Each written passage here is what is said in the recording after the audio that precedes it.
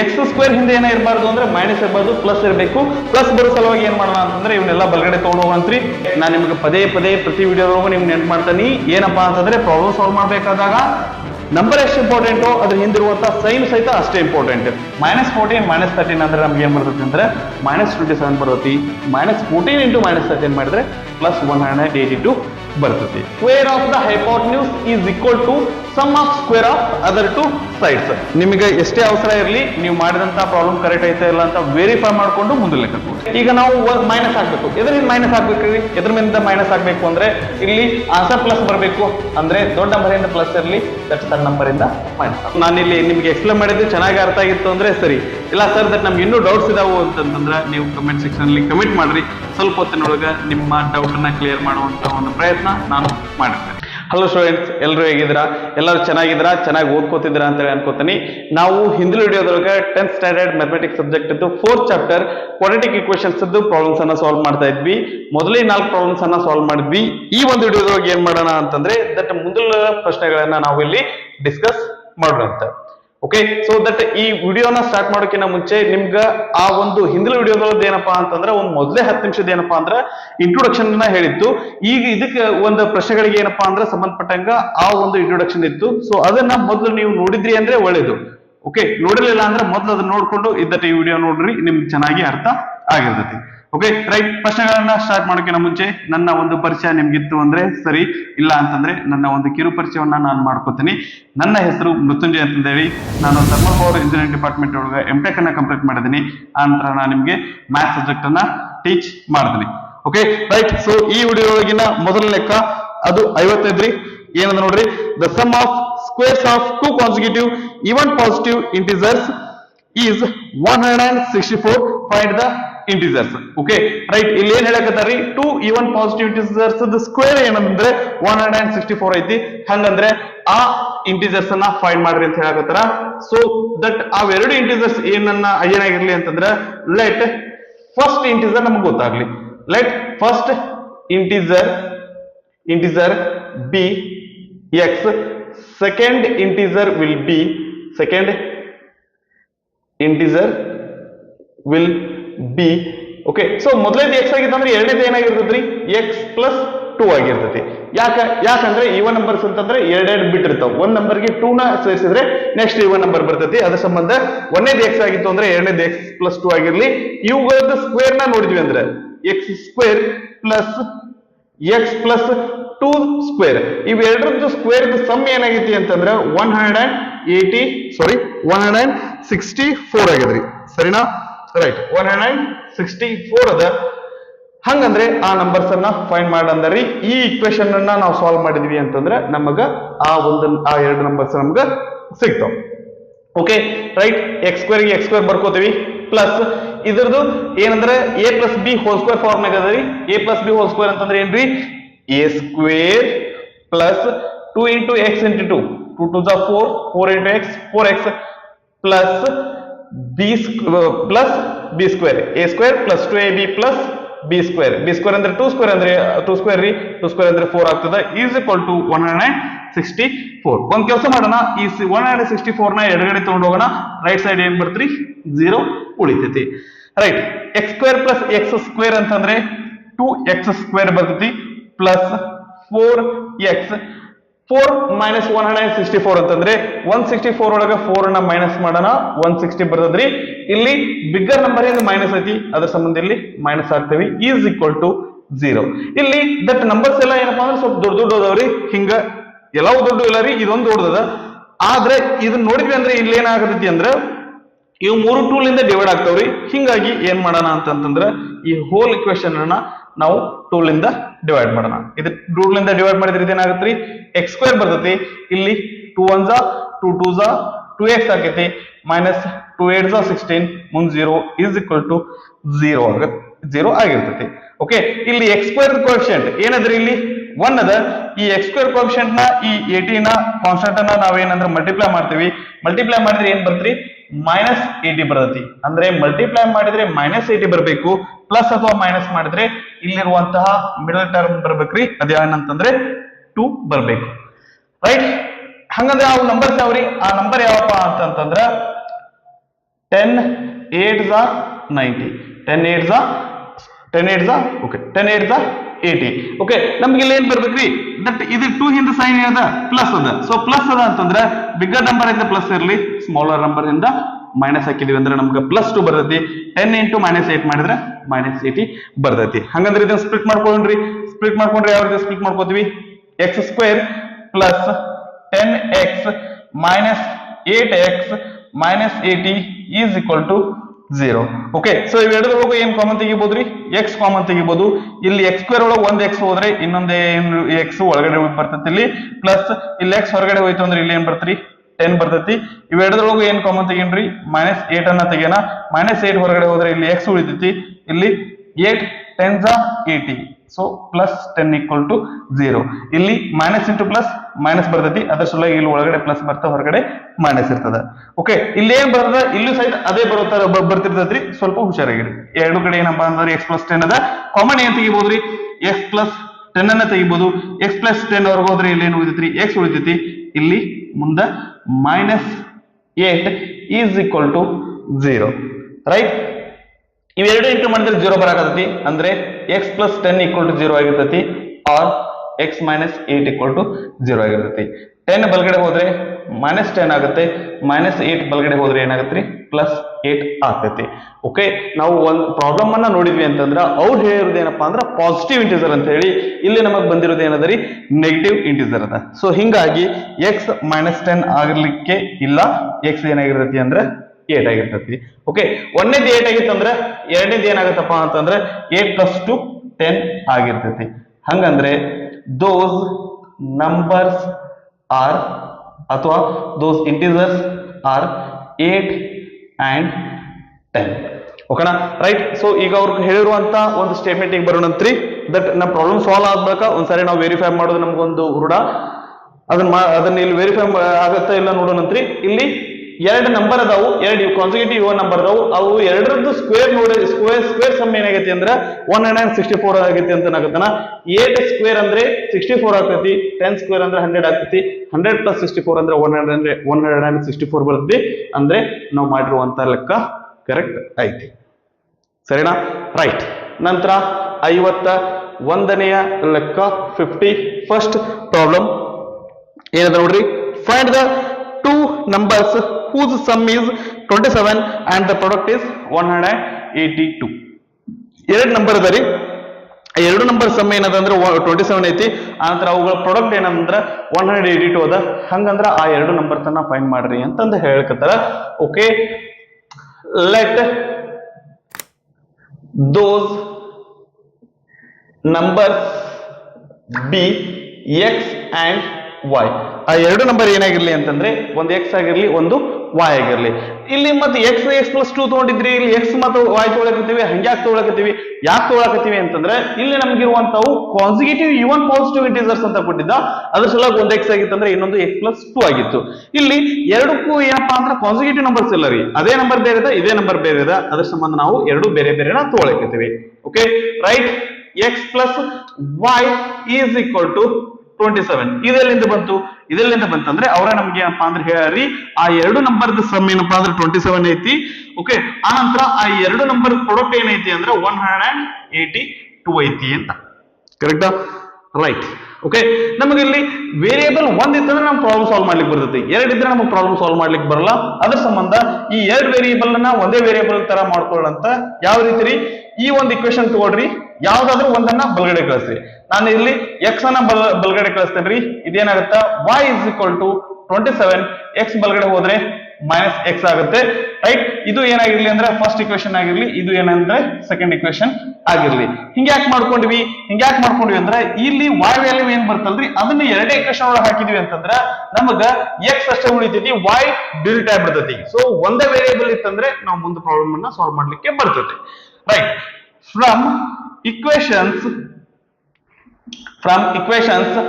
1 and 2, ಒಂದು ಮತ್ತು ಎರಡನೇ ಇಕ್ವೇಶನ್ ಅನ್ನ ನಾವು ನೋಡಿದ್ವಿ ಅಂತಂದ್ರೆ x ಜಾಗದಾಗ ಇಲ್ಲಿ x ಬರೆಯೋಣಂತ್ರಿ, y ಜಾಗದಾಗ ಏನ್ ಬರೆಯೋಣ ಅಂತಂದ್ರೆ 27 - x is equal to 182. Okay ಇವೆರಡು ಮಲ್ಟಿಪ್ಲೈ ಮಾಡ್ರಿ. ಎಕ್ಸ್ ಇವೆರಡರ ಏನಂದ್ರೆ ಇಂಟು ಅದ x into 27 x into x ಅಂದ್ರೆ minus x square is equal to 182. Okay, so that ಇಲ್ಲಿ ಎಕ್ಸ್ ಸ್ಕ್ವೇರ್ ಹಿಂದೆ ಏನ ಇರಬಾರ್ದು ಅಂದ್ರೆ ಮೈನಸ್ ಇರಬಾರ್ದು, ಪ್ಲಸ್ ಇರಬೇಕು. ಪ್ಲಸ್ ಬರೋ ಸಲುವಾಗಿ ಏನ್ ಮಾಡೋಣ ಅಂತಂದ್ರೆ ಇವನ್ನೆಲ್ಲ ಬಲಗಡೆ ತಗೊಂಡು ಹೋಗಂತ್ರಿ. ಎಡಗಡೆ ಏನ್ ಉಳಿತೈತ್ರಿ? 0 ಉಳಿತೈತಿ. ಎಕ್ಸ್ ಸ್ಕ್ವೇರ್ ಬಲಗಡೆ ಹೋದ್ರೆ ಪ್ಲಸ್ ಎಕ್ಸ್ ಸ್ಕ್ವೇರ್ ಆಗುತ್ತೆ. 27x ಬಲಗಡೆ ಹೋದ್ರೆ ಮೈನಸ್ 27x ಆಗುತ್ತೆ. 182 ಆಲ್ರೆಡಿ ಏನಪ್ಪಾ ಅಂದ್ರೆ ಇಲ್ಲೇ ಐತಿ, ಅದನ್ನ ಹಂಗೆ ಬರ್ಕೊಳ್ಳೋಣ ಅಂತ. ಸರಿನಾ? ರೈಟ್. ನಾನು ಇಲ್ಲೊಂದು ಇದನ್ನ ಏನಂತಂದ್ರೆ ಈಗ 0 ಇಸ್ಕೊಂಡು ಬರಿ ಬದ್ಲಿ ಈ 0 ಏನಾಗಿರ್ಲಿ ಅಂತಂತಂದ್ರೆ ಬಲಗಡೆ ಬರ್ಕೊಳ್ಳೋಣ. Okay, A equal to B ಅಂದ್ರೆ ಬಿ ಈಕ್ವಲ್ ಟು ಎ ಆಗಿರ್ತೈತಿ. 0 ಈಕ್ವಲ್ ಟು ಇದು ಬದಲಿ ನಾವೇನ್ ಮಾಡೋಣ, ಇದು ಈಕ್ವಲ್ ಟು 0 ಅಂತ ಬರ್ಕೊಳ್ಳೋಣಂತ್ರಿ.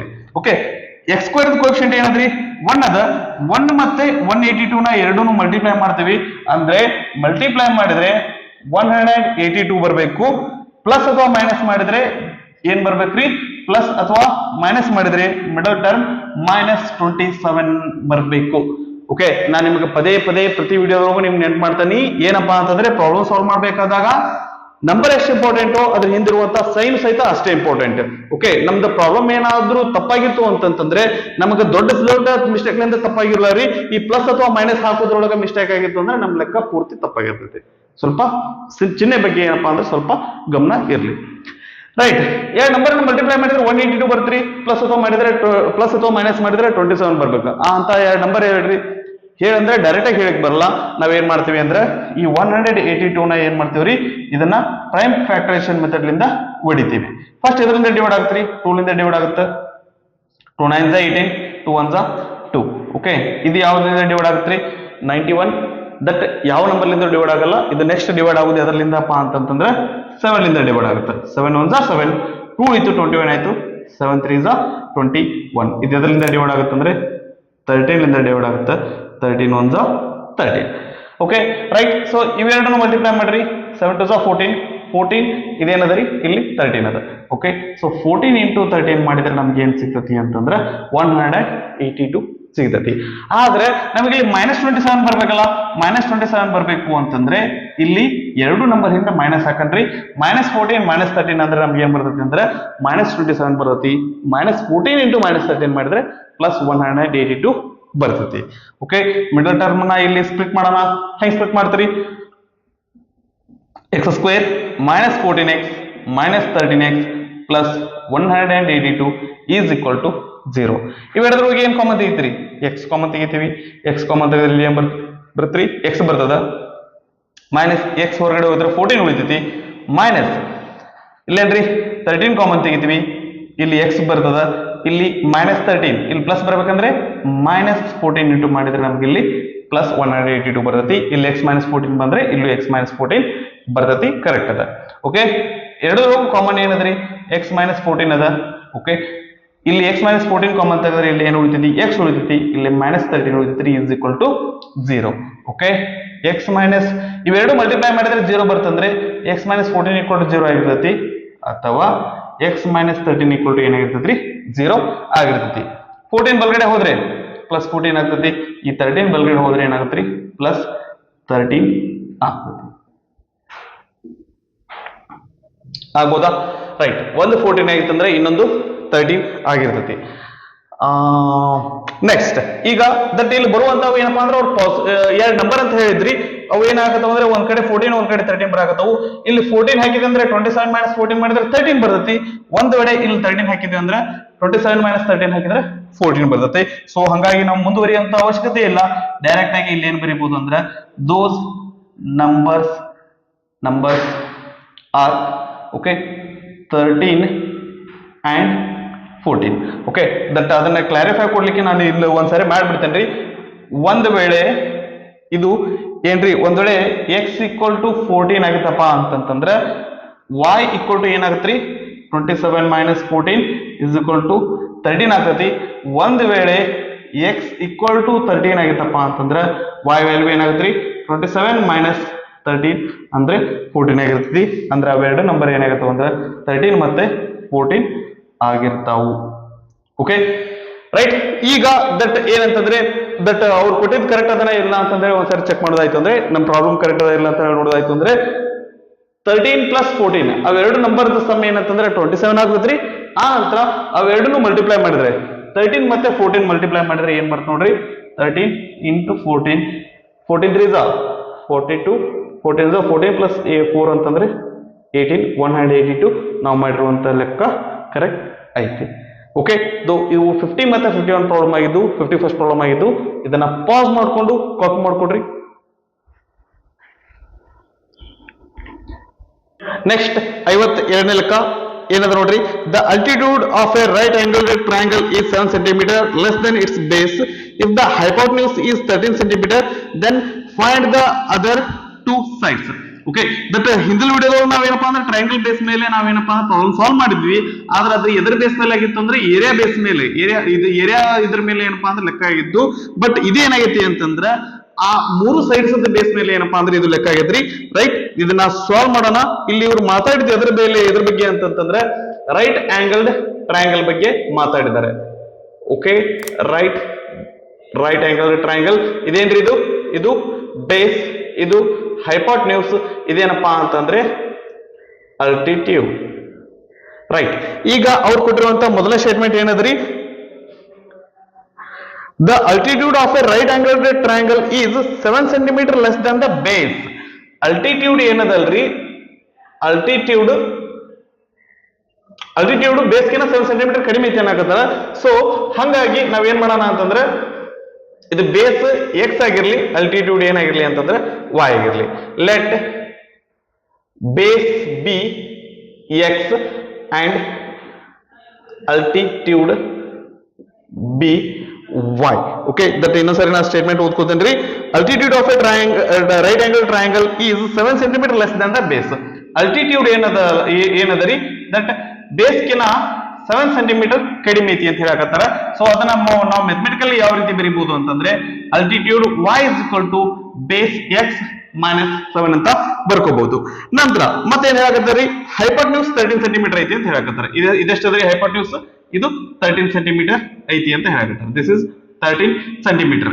ಈಗ ಬೇಸ್, ಅಲ್ಟಿಟ್ಯೂಡ್ ಮತ್ತು ಹೈಪೋಟೆನ್ಯೂಸ್ ಗೆ ಇರುವಂತಹ ರಿಲೇಷನ್ ಗೆ ಸಂಬಂಧಪಟ್ಟಂತಹ ಫಾರ್ಮುಲಾ ಏನಾದ್ರು ಐತಿ ಅಂದ್ರೆ ಐತ್ರಿ. ಅದ್ ಯಾವ್ದಪ್ಪ ಅಂತಂದ್ರೆ Pythagoras theorem. Okay, by Pythagoras theorem, Pythagoras theorem ಏನ್ ಹೇಳ್ತಿದ್ರಿ, square of the hypotenuse is equal to sum of square of other two sides. Okay, square of the hypotenuse ಅಂತಂದ್ರೆ ಇದಕ್ಕ ನೇಮಿಂಗ್ ಬರ್ಬಿಡೋಣ, ಪ್ರಾಬ್ಲಮ್ ಇರಲ್ಲ.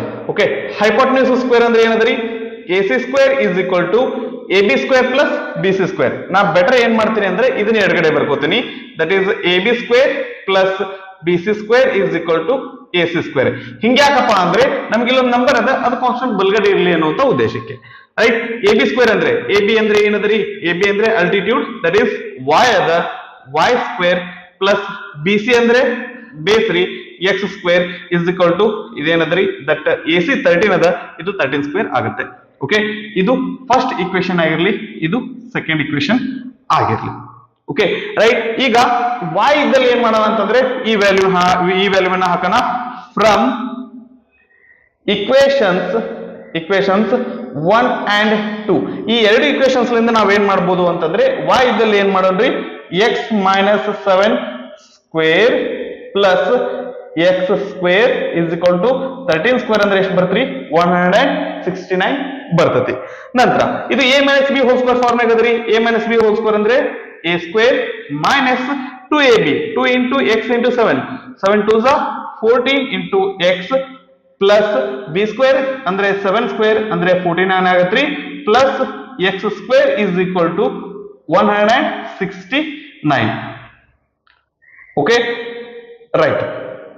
ಇಲ್ಲಿ x ಸ್ಕ್ವೇರ್ ಅದ, ಇಲ್ಲಿ x square ಅದ, ಎರಡರಿಂದ ಸೈನ್ ಪ್ಲಸ್ ಅದರಿ, ಹಂಗಂದ್ರೆ ಎರಡು ಕೂಡಿಸ್ತೀವಿ, ಇದೇನಾಗತ್ರಿ 2x ಸ್ಕ್ವೇರ್ ಆಗುತ್ತೆ ಮೈನಸ್ 14x ಪ್ಲಸ್ 49, ಈ 169 ಎಡಗಡೆ ಬಂದ್ರೆ ಮೈನಸ್ 169 ಈಸ್ ಈಕ್ವಲ್ ಟು 0 ಆಗುತ್ತೆ. ರೈಟ್, ಈಗ ಇದನ್ನ ಮುಂದೆ ಕಂಟಿನ್ಯೂ ಮಾಡಿದ್ವಿ ಅಂದ್ರೆ ಇದೇನಾಗತ್ರಿ 2x ಸ್ಕ್ವೇರ್ ಮೈನಸ್ 14x, ಇಲ್ಲಿ ಪ್ಲಸ್ 49 ಅದ, ಇಲ್ಲಿ ಮೈನಸ್ 169 ಅದ. ಅಂದ್ರೆ 169 ಒಳಗೆ 49 ಅನ್ನ ಮೈನಸ್ ಮಾಡಿದ್ರೆ ಏನಾಗುತ್ತೆ ಅಂತಂದ್ರೆ 120 ಬರ್ತತಿ. ದೊಡ್ಡ ಸಂಖ್ಯೆಯಿಂದ ಮೈನಸ್ ಐತ್ರಿ, ಅದ್ರ ಸಂಬಂಧ ಇಲ್ಲಿ ಮೈನಸ್ ಹಾಕೊಳ್ಳೋಣ. ರೈಟ್. ಇಲ್ಲಿ 120 ಅನ್ನೋದು ದೊಡ್ಡ ನಂಬರ್ ಅದ. ಸೊ ಇದನ್ನ ಸ್ವಲ್ಪ ಈಗ ಸಾನ್ ಮಾಡ್ಕೊಳಕ್ ಬರ್ತಾ ಅಂದ್ರೆ ಬರತ್ರಿ. ಯಾವ ರೀತಿ ಅಂದ್ರೆ ಇವು ಮೂರು ಟೂಲಿಂದ ಡಿವೈಡ್ ಆಗ್ತಾವು. ಸೊ ಹಿಂಗಾಗಿ ಇದನ್ನ ಹೋಲ್ ಇಕ್ವೇಶನ್ ನ ಟೂಲಿಂದ ಡಿವೈಡ್ ಮಾಡೋಣ. ಇದೇನ್ ಬರ್ತ್ರಿ, 2 ಕ್ಯಾನ್ಸಲ್ ಆದ್ರೆ ಎಕ್ಸ್ ಸ್ಕ್ವೇರ್ ಅಷ್ಟೇ ಉಳಿತೈತಿ. ಮೈನಸ್ 7x ಮೈನಸ್ ಏನೋ ಮಿಸ್ ಆಗಿದೆಯಾ, ಇಲ್ಲ, ಓಕೆ, 6 ಈಸ್ ಈಕ್ವಲ್ ಟು 0 ಬರ್ತದೆ. Right, okay. ಹಾ, ರೈಟ್. ಈಗ ಏನ್ ಮಾಡ್ತೀವ್ರಿ, ಈ ಎಕ್ಸ್ ಸ್ಕ್ವೇರ್ ಕೋಎಫಿಷಿಯಂಟ್ ಏನದ್ರಿ, ಏನು ಇಲ್ಲ ಅಂದ್ರೆ ಇಲ್ಲಿ 1 ಇರ್ತೈತಿ. ಈ 1 ಮತ್ತೆ ಈ ಕಾನ್ಸ್ಟೆಂಟ್ ಅನ್ನ ಏನ್ ಮಾಡ್ತೀವಿ ಅಂದ್ರೆ ಮಲ್ಟಿಪ್ಲೈ ಮಾಡ್ತೀವಿ. 1 ಇಂಟು -60 ಮಾಡ್ತೀವಿ. ಮಾಡಿದ್ರೆ ಮಲ್ಟಿಪ್ಲೈ ಮಾಡಿದ್ರೆ ನಮಗೆ -60 ಬರಬೇಕು. ಪ್ಲಸ್ ಅಥವಾ ಮೈನಸ್ ಮಾಡಿದ್ರೆ ನಮ್ಗೆ ಏನ್ ಬರ್ಬೇಕ್ರಿ, ಮಿಡಲ್ ಟರ್ಮ್ ದಟ್ ಇಸ್ -7 ಬರಬೇಕು. ವಿತ್ ಸೈನ್ ಬರ್ಕೋರಿ. ರೈಟ್. ಯಾವ ಎರಡು ನಂಬರ್ ಅನ್ನ ಮಲ್ಟಿಪ್ಲೈ ಮಾಡಿದ್ರೆ 60 ಬರ್ತೈತ್ರಿ, ಪ್ಲಸ್ ಅಥವಾ ಮೈನಸ್ ಮಾಡಿದ್ರೆ 7 ಬರ್ತೈತಿ ಅಂತಂದ್ರೆ ಅವು ಯಾವ ಎರಡು ನಂಬರ್ ಅಂತಂದ್ರೆ 12 5 60. 12ಕ್ಕೆ 5 12ರಿಂದ 5 ಗುಣಿಸಿದ್ರೆ ಇದು 12ಕ್ಕೆ 5ರಿಂದ ಗುಣಿಸಿದ್ರೆ 60 ಬರ್ತೈತಿ. ಆ ನಂತರ ಇಲ್ಲಿ ನಮಗೆ ಮೈನಸ್ ಸೈನ್ ಬರ್ಬೇಕಂದ್ರೆ ದೊಡ್ಡ ಸಂಖ್ಯೆಯಿಂದ ಮೈನಸ್ ಹಾಕೊಡ್ರಿ. -12 ಪ್ಲಸ್ 5 ಮಾಡಿದ್ರೆ -7 ಬರ್ತೈತಿ. -12 ಇಂಟು 5 ಮಾಡಿದ್ರೆ -60 ಬರ್ತೈತಿ. Okay, right. ಈಗ ಇದನ್ನ ಮಿಡಲ್ ಟರ್ಮ್ ನ ದಟ್ ಸ್ಪ್ಲಿಟ್ ಮಾಡಿ ಬರ್ಕೊಳ್ಳೋಣ. X square minus 12x plus 5x minus 60 is equal to 0. Okay, right. ಇವೆರಡರೊಳಗೆ ಏನ್ ಕಾಮನ್ ತೆಗಿಬಹುದ್ರಿ, ಎಕ್ಸ್ ಕಾಮನ್ ತೆಗಿಬಹುದು. ಎಕ್ಸ್ ಕಾಮನ್ ತೆಗೆದ್ರೆ ಇಲ್ಲಿ ಎಕ್ಸ್ ಸ್ಕ್ವೇರ್ ಒಳಗೆ ಒಂದು ಎಕ್ಸ್ ವರ್ಗ ಹೋಗುತ್ತೆ ಅಂದ್ರೆ ಇಲ್ಲಿ ಎಕ್ಸ್ ಉಳಿತೈತಿ. ಮೈನಸ್ ಇಲ್ಲಿ 12 ಬರ್ತೈತಿ. Bracket complete. ಇವೆರಡರೊಳಗೆ ಏನ್ ಕಾಮನ್ ತೆಗಿಬಹುದ್ರಿ, 5 ಅನ್ನ ಕಾಮನ್ ತೆಗಿಬಹುದು. ಪ್ಲಸ್ 5. ಸೊ ಇಲ್ಲಿ ಎಕ್ಸ್ ಉಳಿತೈತಿ. Minus 5 12 60 is equal to 0. Okay, ಇವೆರಡರೊಳಗೆ ಏನ್ ಕಾಮನ್ ತೆಗಿಬಹುದ್ರಿ, ಎಕ್ಸ್ ಮೈನಸ್ 12 ಕಾಮನ್ ತೆಗಿಬಹುದು. ಎಕ್ಸ್ ಮೈನಸ್ 12 ಕಾಮನ್ ತೆಗೆದ್ರೆ ಇಲ್ಲಿ ಎಷ್ಟು ಏನ್ ಉಳಿತೈತಿ ಅಂದ್ರೆ ಎಕ್ಸ್ ಉಳಿತೈತಿ. Plus 5 is equal to 0. Okay, ಇವೆರಡನ್ನು ಮಲ್ಟಿಪ್ಲೈ ಮಾಡಿದ್ರೆ 0 ಬರಾಕತ್ರಿ. ಹಂಗಂದ್ರೆ ಇದು 0 ಆಗಿರ್ತೈತಿ. ಅಥವಾ x plus 5 is equal to 0 ಆಗಿರ್ತೈತಿ. ಓಕೆ, -12 ರೈಟ್ ಸೈಡ್ ಹೋದ್ರೆ ಏನಾಗ್ತರಿ, +12 ಆಗುತ್ತೆ. ಇಲ್ಲಿ 5 ರೈಟ್ ಸೈಡ್ ಹೋದ್ರೆ ಏನಾಗ್ತರಿ, -5 ಆಗಿರುತ್ತೆ. ಅಂದ್ರೆ ಓಕೆ, ಸೊ ಈಗ ನಾವು ಇಲ್ಲಿ ಲೆಂತ್ ಬಗ್ಗೆ ಮಾತಾಡ್ಲಿಕ್ಕತ್ತೀವಿ. ಲೆಂತ್ ಯಾವಾಗ್ಲೂ ಪಾಸಿಟಿವ್ ಇರ್ತೈತಿ. ಹಿಂಗಾಗಿ ಇದು ಬರೋದಿಲ್ಲ. ಎಕ್ಸ್ ಈಕ್ವಲ್ ಟು ಏನಂದ್ರೆ 12 ಏನಪ್ಪಾ ಅಂದ್ರೆ ಕರೆಕ್ಟ್ ಆನ್ಸರ್ ಆಗಿರ್ತೈತಿ. ರೈಟ್. ಎಕ್ಸ್ ಈಕ್ವಲ್ ಟು 12 ಆಗಿತ್ತು ಅಂತಂದ್ರೆ ಎಕ್ಸ್ ಅಂದ್ರೆ ಏನ್ರಿ, base. So base equal to 12 centimetre. ನಂತರ ಏನ್ರಿ, ಅಲ್ಟಿಟ್ಯೂಡ್ ಇಲ್ಲದ ಅಲ್ಟಿಟ್ಯೂಡ್ ಅಂದ್ರೆ y is equal to x minus 7 ಅಂದ್ರೆ 12 ಮೈನಸ್ 7 ಮಾಡಿದ್ರೆ ಏನ್ ಬರ್ತ್ರಿ, 5 ಸೆಂಟಿಮೀಟರ್ ಬರ್ತೈತಿ. ಓಕೆ, ಇದು 12 ಅದ, ಇದೇನದರಿ 5 ಅದ. ಇಲ್ಲಿ ನಮಗ ಏನ್ ಬರಾಕತೈತಿ ಅಂತಂದ್ರ ಬೇಸ್ ಅಲ್ಟಿಟ್ಯೂಡ್ ಕಿನ್ನ 7 ಸೆಂಟಿಮೀಟರ್ ಸಾಂದ್ ಐತಿ. ಆ ನಂತರ ಇನ್ನೊಂದು ಏನಾಗತೈತಿ ಅಂತಂದ್ರ ದಟ್ ಇವೆರಡೂ ಇದನ್ನ ಮಾಡಿದ್ರೆ ಏನ್ರಿ, where is the Pythagoras theorem. Pythagoras theorem ಪ್ರಕಾರ ನೋಡಿದ್ವಿ ಅಂತಂದ್ರೆ y ಸ್ಕ್ವೇರ್ ಅಂದ್ರೆ 5 ಸ್ಕ್ವೇರ್ ಪ್ಲಸ್ 12 ಸ್ಕ್ವೇರ್. 5 ಸ್ಕ್ವೇರ್ ಅಂದ್ರೆ 25, 12 ಸ್ಕ್ವೇರ್ ಅಂದ್ರೆ 144. 25 ಪ್ಲಸ್ 144 ಅಂತಂದ್ರೆ 169 ಬರ್ತೈತಿ. ಅದು 13 ಸ್ಕ್ವೇರ್ ಗೆ ಈಕ್ವಲ್ ಐತಿ. ಸರಿನಾ? ರೈಟ್. ನಾವು ಮಾಡಿರುವಂತ ಪ್ರಾಬ್ಲಮ್ ಕರೆಕ್ಟ್ ಐತ್ರಿ. Next 53rd problem. ನಿಮಗೆ ಎಷ್ಟೇ ಅವಸರ ಇರಲಿ, ನೀವು ಮಾಡಿದಂತ ಪ್ರಾಬ್ಲಮ್ ಕರೆಕ್ಟ್ ಐತೆ ಇಲ್ಲ ಅಂತ ವೆರಿಫೈ ಮಾಡ್ಕೊಂಡು ಮುಂದೆ ಲೆಕ್ಕಕ್ಕೆ ಹೋಗ್ರಿ. ನೆಕ್ಸ್ಟ್ 53rd ಕ್ವಶನ್ ಏನದ ನೋಡ್ರಿ. A student bought some books for ₹60.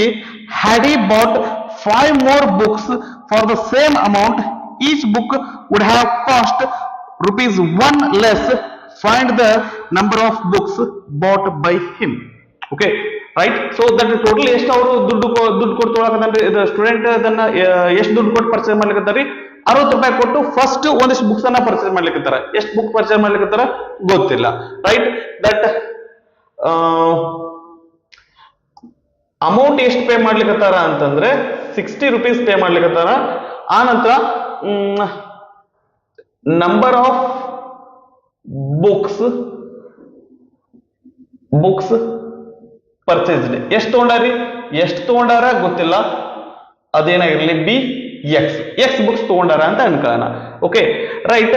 ಈಗ ಅದಾದ ನಂತರ ಅವ್ರು ಏನ್ ಮಾಡಕತ್ತರಿ, ಅಷ್ಟ ದುಡ್ಡಿಗೆ ಒಂದ್ ವೇಳೆ 5 ಬುಕ್ಸ್ ಏನಾದ್ರೂ ಹೆಚ್ಚಿಗೆ ತಗೊಂಡಿದ್ರೆ ಒಂದೊಂದು ಬುಕ್ ₹1 ಕಡಿಮೆ ಆಗ್ತಿತ್ತು ಅಂತ ಹೇಳಕತ್ತಾರ. That for every book, for each book that ₹1 ಕಡಿಮೆ ಆಗ್ತಿತ್ತು ಅಂತ. Okay right. Cost of one book ಅಥವಾ cost of each book is equal to ಎಷ್ಟು ಅದರಿ, 60/x. ಸರಿನಾ? ಒಂದ್ ವೇಳೆ ಇಫ್ ಇದನ್ನ ಸೆಂಟೆನ್ಸ್ ನಾನು ಇದನ್ನ ಬರ್ಲಿಕ್ಕೆ ಹೋಗಲ್ಲ ರೀ. Okay, cost of each book if he has